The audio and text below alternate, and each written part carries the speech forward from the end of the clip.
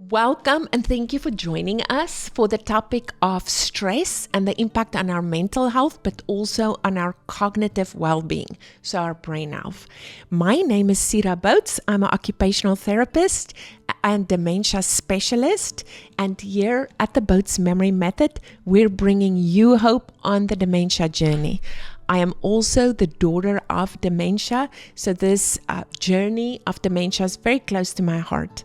And today we are going to highlight the topic of stress and mental health and some strategies to alleviate stress so that it doesn't impact our mental health. That's what we're after. So let's unpack stress a little bit. All of us have stress, and that doesn't necessarily mean that it will cause long-term mental health diagnoses such as depression or anxiety or any of the other mental health conditions that we see there today.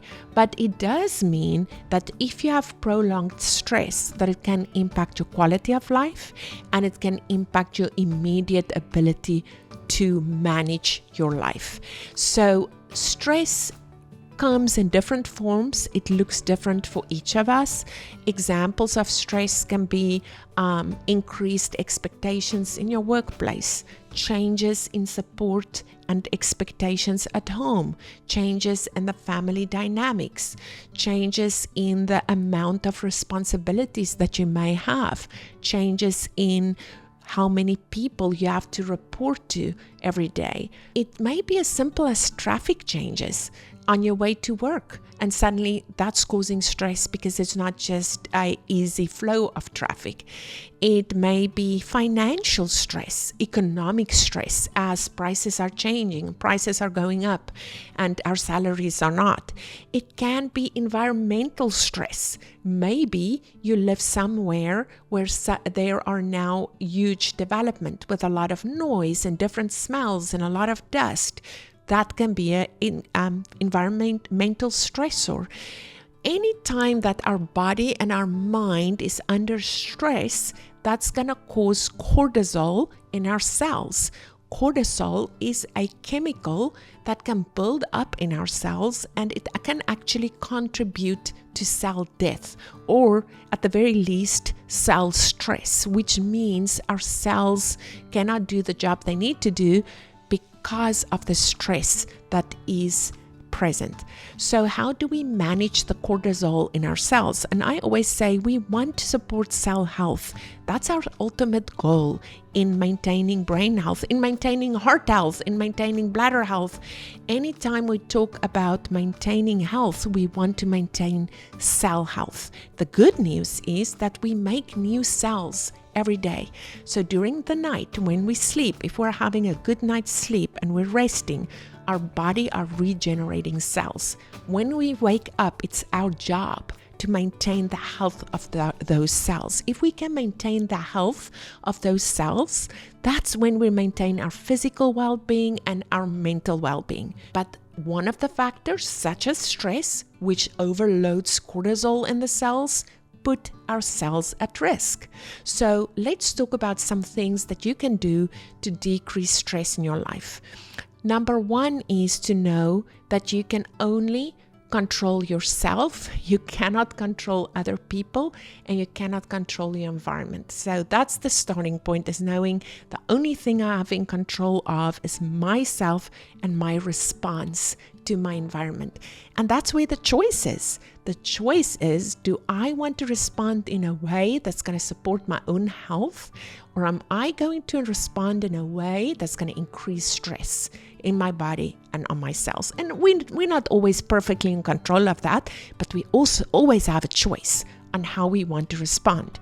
One of the first choices you can make is breathing, the 4 square breathing, or square breathing. Count to 4 is where the square comes in. And with this 4 square breathing technique, you are basically decreasing your flight and fight response. You are impacting your primitive brain, and you're shutting down that stress response. And basically it's just breathing in through your nose, 4 counts, as deep as you can. Then you're going to hold it for 4. Then you're going to blow out for 4, hold it for 4 counts, and then breathe in again. Hold it for 4 and breathe out. And hold it for 4. So breathe in for 4 counts, hold it for 4, breathe out for 4 counts, hold it for 4, and do it 4 times. And what you're doing is you're decreasing your stress response, your fight or flight response, which allows you now to make a much better decision in that situation. The next thing is having a routine in your day. And part of your routine needs to include outside time, being in nature, getting sun, feeling the wind in your hair, maybe grounding yourself. There's a lot of research on just walking barefoot in grass, in dirt, on a beach, with wind in your face, with smelling nature. All of those pieces activate neurotransmitters in our brain. And every time we are able to activate the feel-good hormones and the neurotransmitters that supports well-being, we are supporting our cell health. So let's look at those neurotransmitters and how can we activate the neurotransmitters and feel-good hormones in our brain so that we can support cell health. So number 1, dopamine. That's the pleasure hormone or the pleasure neurotransmitter, and it's the reward chemical that's released when we have a win.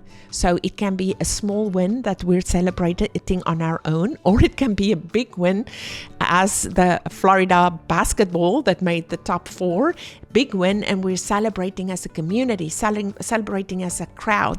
That releases dopamine. Or it can be just fellowship around a meal and celebrating our friendship together. That release dopamine. It can be celebrating a small task, such as sitting back after you washed your dishes or cleaned your house or folded your laundry. That's when dopamine is released. But we have to take the time and take a deep breath and celebrate the small wins. So that's a neurotransmitter that supports your brain health. Number 2, serotonin. Serotonin is super important it's a mood stabilizer, and it's being released when we meditate or pray. So we just a quiet internalization, an anchoring of yourself right here, also connecting with your higher power, with God, with nature, and becoming silent and doing some introspective work during that quiet time that releases serotonin, and also being in nature. So again, you can hit 2 birds with 1 stone, being outside in nature, celebrating a team sports that will release dopamine and serotonin. Another very powerful neurotransmitter, endorphins. This is your pain release hormone. So it will decrease pain, and it's released during exercise, so active exercise, and also when you're in nature. And another wonderful thing for endorphins that releases endorphins, laughter. So watching a comedy show, reading some funny jokes, or just laughing with friends. Laughter releases endorphins, so powerful neurotransmitter that supports your brain health. Last but not least, a powerful hormone that we release, oxytocin. And this is very important when we have interaction with other humans. We may be playing a game together. We may be shoulder to shoulder at a team game, watching a game. It may be holding hands. It may be playing even with an animal. Even when you have a loved one that's playing with an electronic toy or cradling a doll, that can also release oxytocin. So with that, I want to segue into stress and mental health and isolation. A lot of times when we're not feeling good and we're a little depressed or we're overwhelmed, we want to self-isolate. That's a protective mechanism. We also see this in our geriatric, on the flip side of the coin, where our older population become isolated, maybe because they have a cognitive decline, maybe because they're too overwhelmed to go out, maybe they don't have the ability to go out the way they used to before. And isolation in itself can then impact our stress levels and our mental well-being. Isolation can be impacted by holding someone's hand, through a hug, through inclusion in an activity which releases the oxytocin, the neurotransmitter. So when we're being deprived from releasing neurotransmitters and feel-good hormones, we become isolated, and vice versa. So it's very important that when we plan our day and our week, that we have times built in where we can have social activities and being included in a meaningful way, in a way where I feel valued, where I feel like I contribute, and where I feel loved. So in general, we are not made to be living an independent, lonely life. We are made to be in community with other people. So let's reach out to our neighbor. Let's reach out to our aging loved one, and let's have community, because that's how we can combat stress and isolation, and we can improve our mental health. Thank you for joining us.